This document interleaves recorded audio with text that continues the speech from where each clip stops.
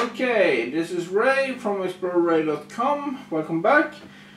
Topic of today is first aid kits, and hope you find this information useful.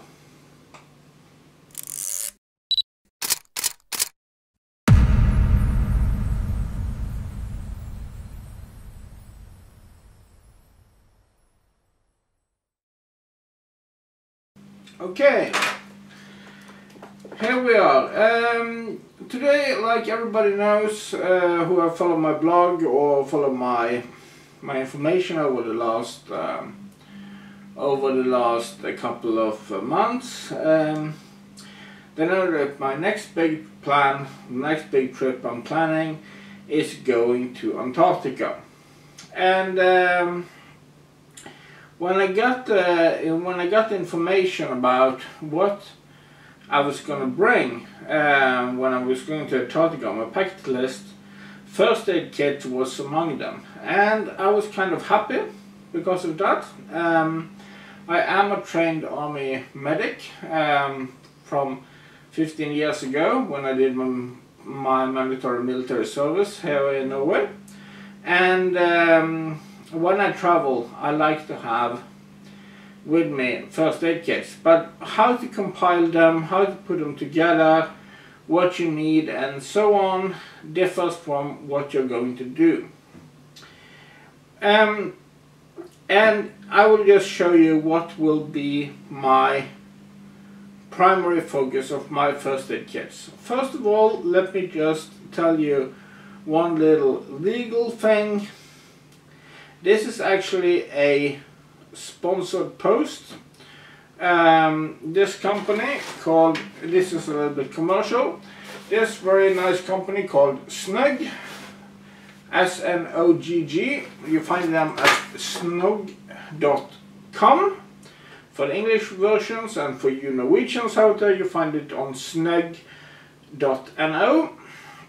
It's a Norwegian company and they deliver first aid kits. And I was fortunate enough, so they would say that, okay, you're going to Antarctica, we would like to give you some first aid kits, and I tell a little bit about them in my preparations, and that's what I'm doing now. So if you're wondering if I have received this kits or if I paid for them myself, it is received. So, okay, but that isn't important. And the most important is, of course, what's in it. This first aid kit, first of all, why do you bring a first aid kit? I think it's two primary reasons.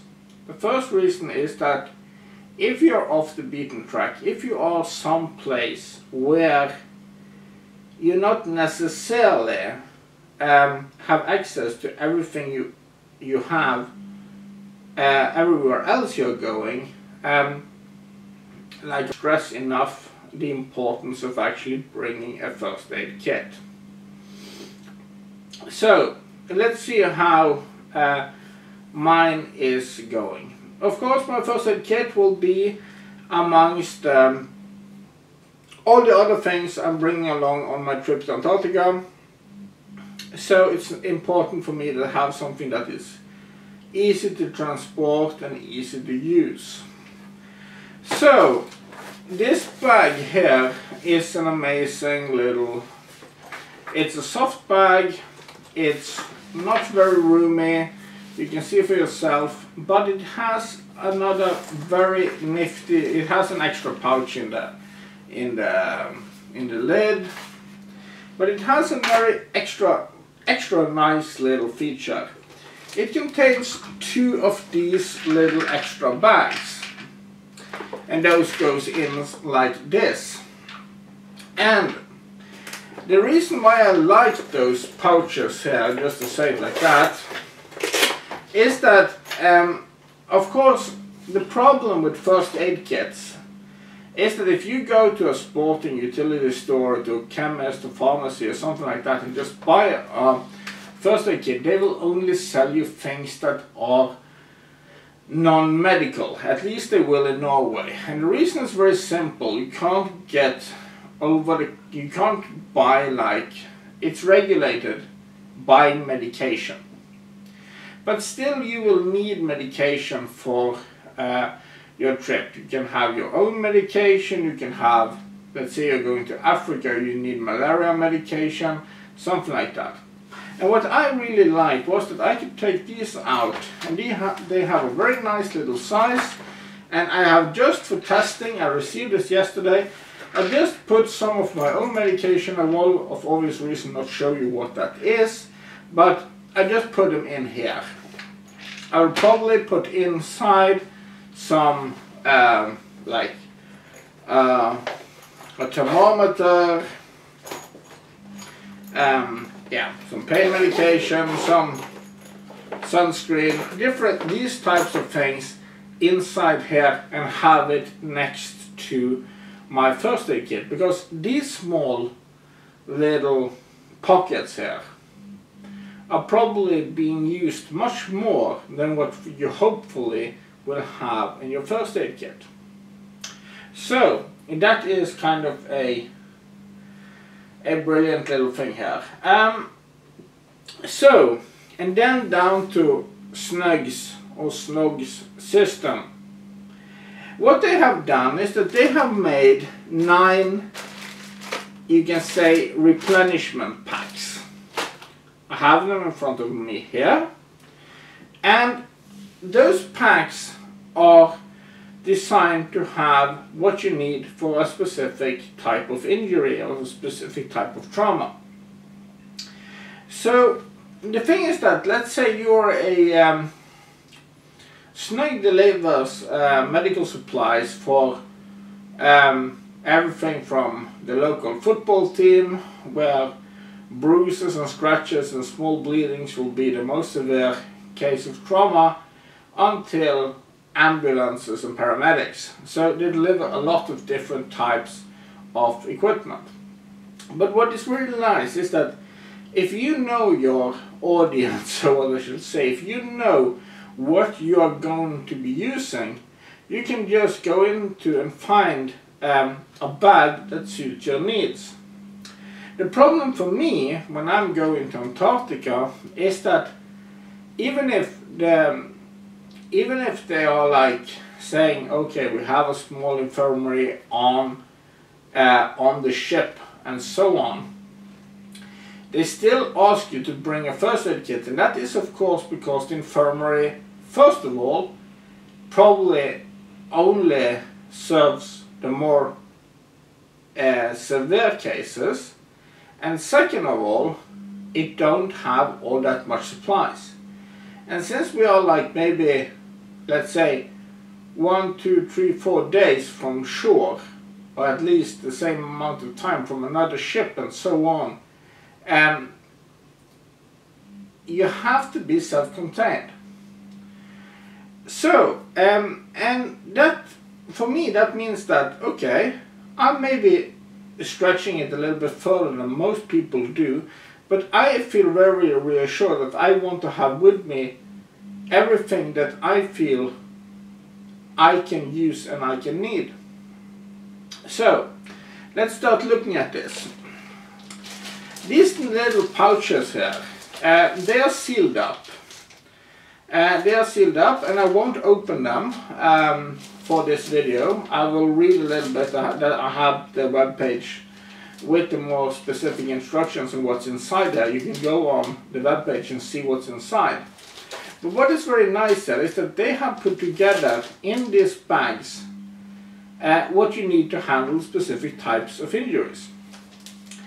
And this first one, and everybody is marked with a number, as you can see. You have a number down here, very practical. It's very army style, I like that. And that means that, okay, if I run out of, let's say, bag number 1, I can just call them and ask for another bag number 1. The prices for these bags are very nice. They're like, yeah, $10–15 each. It depends a little bit about the contents, but I will get back to that. But in this first one here, you have bandages. That's what it's called. It's bandages. And you have glue-free bandage. You have small strips which you can have on, like you use for small scratches and so on. And you have a little bit larger pieces. It's 3 different types of bandages which serves for cuts and bruises. Let me just make one little statement more. The reason why I'm not unsealing this is that I am going to cross borders and so on.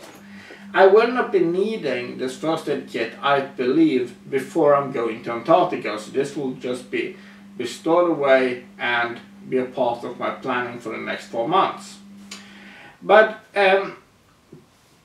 when you're bringing medication and you're bringing medical supplies and other pieces of equipment with you across borders, it's very nice if you can have them in the original package, preferably, if it's medication, preferably with the prescription from your doctor on the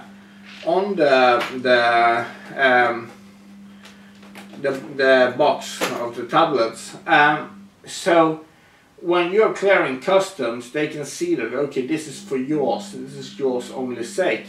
And it's just a little same kind of precaution I'm doing here.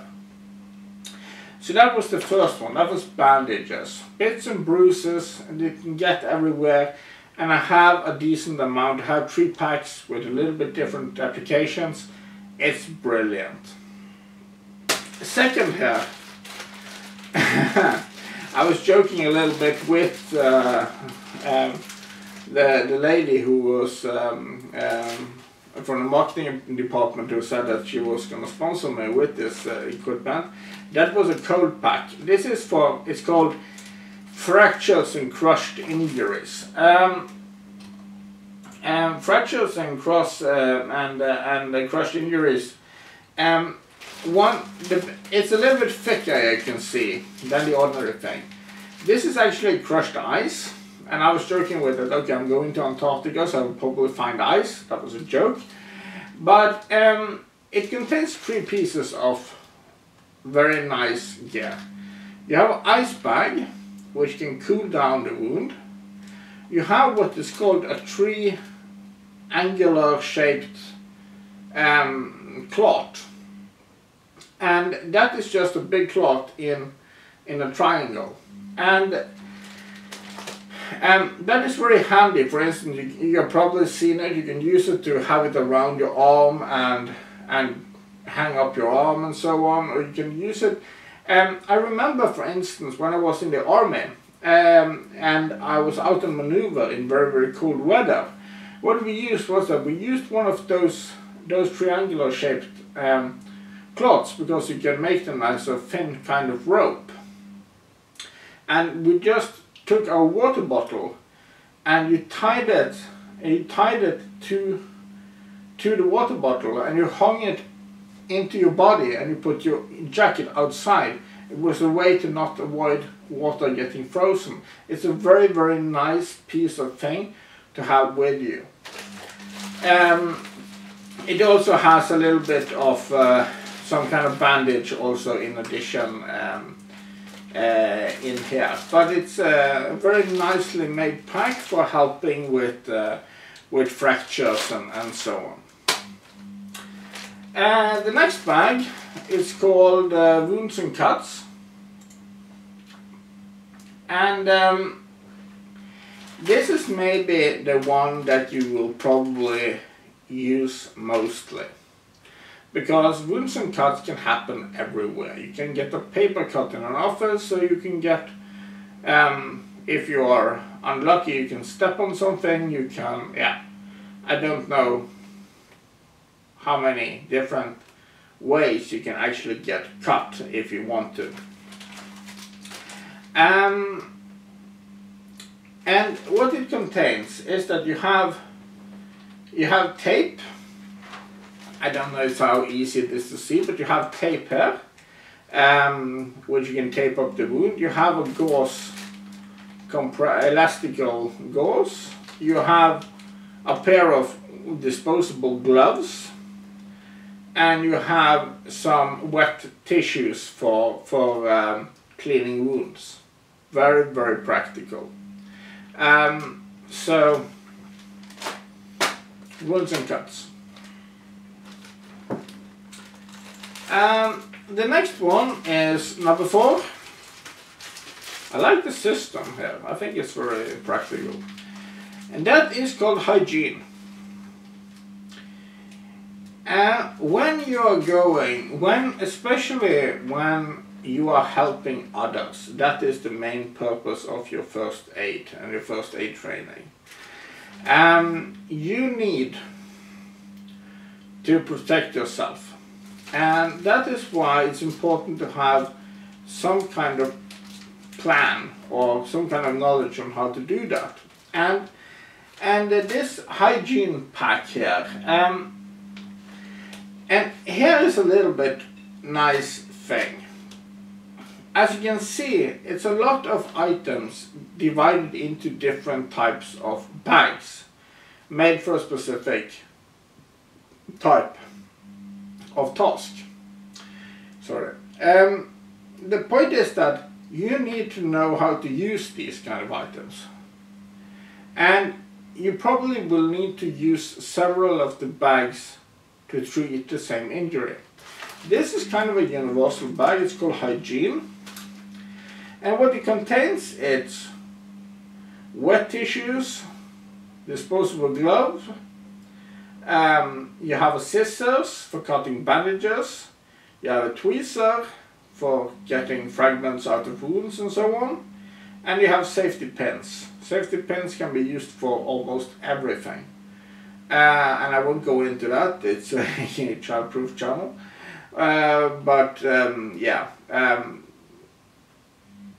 You might in some cases use it to stitch up a wound, for instance. Yeah, I won't go into details about that, but yeah. And you also have some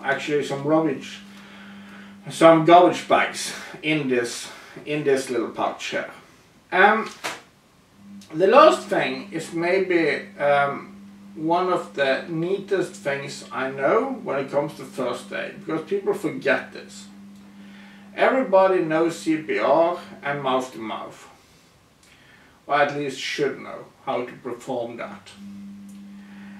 When you're doing mouth-to-mouth resuscitation, you can be unlucky and you can expect to have like the patient vomiting on you, spitting on you, and all these things. If you don't know the patient, which in most circumstances you won't do, you have absolutely no idea what you get on you. In this bag you have a mouth-to-mouth mask. What that is a little piece of cloth which you put over the mouth of the one you're going to do the mouth-to-mouth resuscitation on, and you breathe into that. And that helps to some extent. It's not perfect, but to some extent help protecting you when you're helping someone save their life. So you don't get problems because of you're actually trying to do a very, very good and necessary deed. So,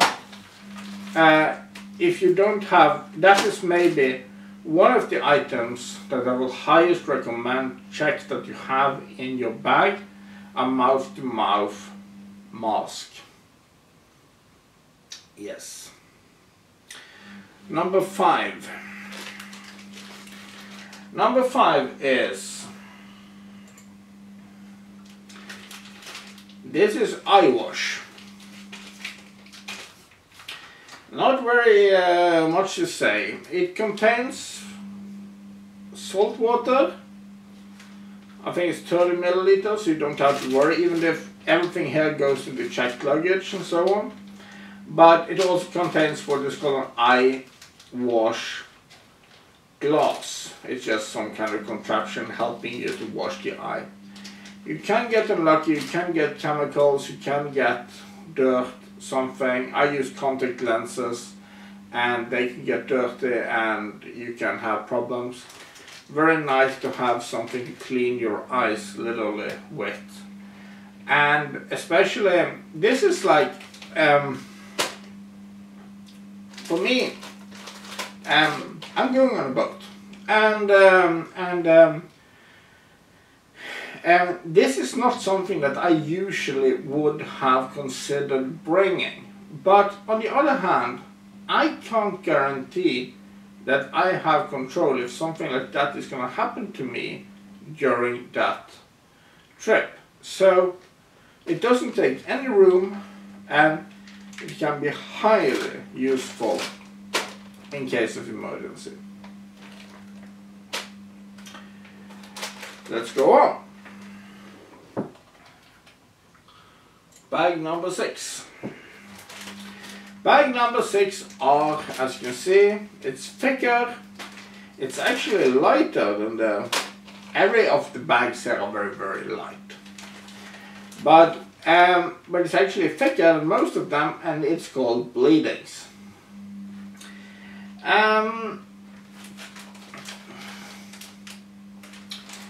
What this contains is,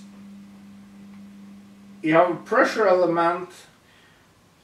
I don't know the English word. In Norwegian it's called a one-man package, and you have some gloves again. Gloves is always nice to have if you have the time and the possibility to take gloves on before you help someone who is bleeding. It protects yourself. Very nice to do. But what is very cool in here is that if you have an arterial, if someone has cut an artery, they can bleed out fast. But it's very, very easy actually to help someone. In this here, you have a kind of gauze, a kind of bandage, which you use to wrap around and add pressure to, and can stop the arterial from disposing blood. But what you also have is that you have a specific bandage that adheres to itself, which you can use to wrap around, and you don't need to tighten it yourself. Very, very ingenious little patent. You also have a pressure element which you can put between after you have encircled the wound once. You can put something pressure on in between and then wrap it around again, and it adheres to itself. Extremely practical and extremely nice. If it's but okay, yeah. Look up snug.no or snug.com. Snugg, snugg.com, and look at the video showing how that works. It's I think it's very, very brilliant when the seconds count. Number 7. This is burns.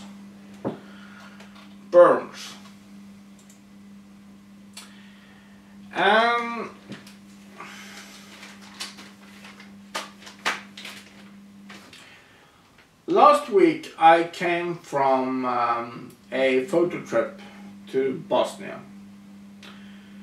It has been 20 years since the war, but there are scars of war everywhere. And one of the things that made a huge impression on me was when the photographer, who was our guide, who was telling us about this, told us about how they treated burn victims. I won't go into any details, but large burns and so on, which can happen of many reasons, is terrible, to say the best, to help, and it's extremely difficult. What I have here is in this package you have something called Hydro Shield which is a small ointment, or what they should call it, which you can put on the wound. You have some gel, and you have some glue-free band-aid, which is very important because if you glue it will stick into the wound and that will just make it worse. And you have disposable gloves.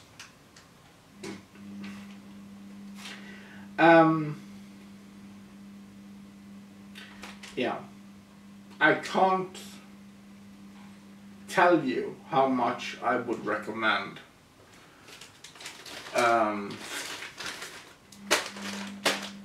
being able to protect yourself or others from the pain of burns. It's just gruesome. Yeah. But okay, let's move on. The second to last bag. This is a rescue package. To be quite honest, I feel all these are rescue packages, but okay. When you have done, you can say, when you do first aid, you first have to assess the wound, then you have to do something, then you have to follow up. When it comes to the rescue package, this is follow up. What you have in here is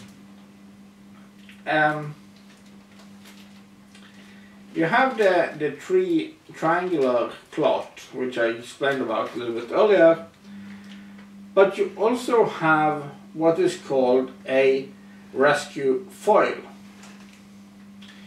I don't know if you can see this, but this is a shiny aluminum silver colored foil, which is rather thick. It's like this thick in this bag.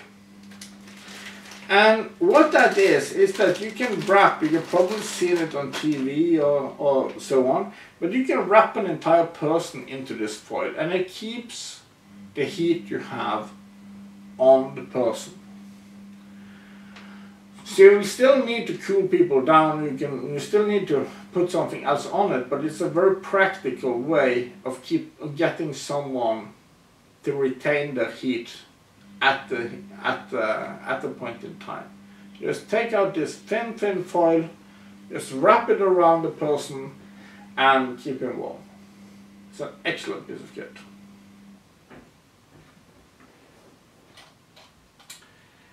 Yeah.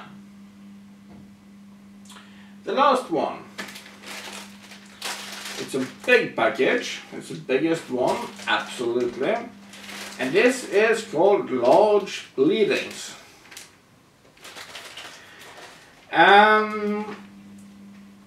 If you compare it with the other one, what it is that you have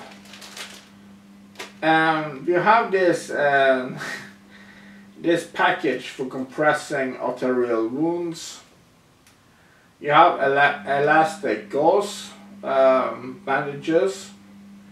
You have different types of sterile compressants, and you have a headband.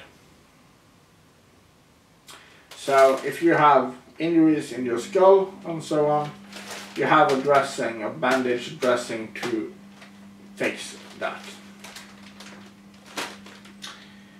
Yeah, so this is actually what I am going to bring.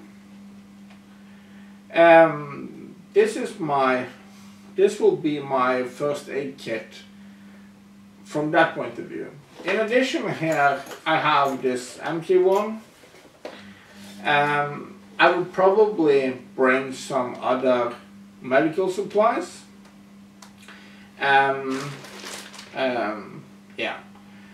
Which I need prescription for to bring, and so on and so forth. But this is like this will be the base of my first aid kit, and I think it's very, very important to, sorry about that, to bring this with you, because it don't only keep yourself safe if you're needing something, but you also can keep the ones around you safe because you can help them. But just a word of advice. First of all, get yourself something that suits your need, your trip, what you're planning, where you're going, what you're gonna do. And second of all, learn how to use it. And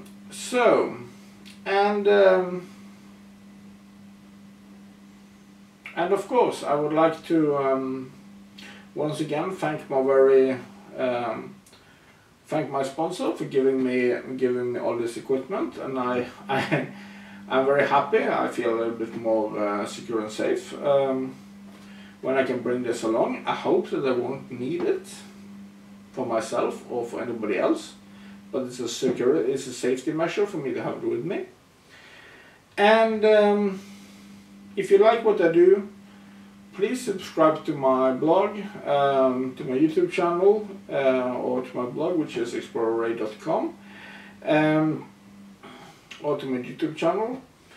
And if you have any questions, please just post them below in the commentary field. Take care and have an excellent day. Goodbye for now.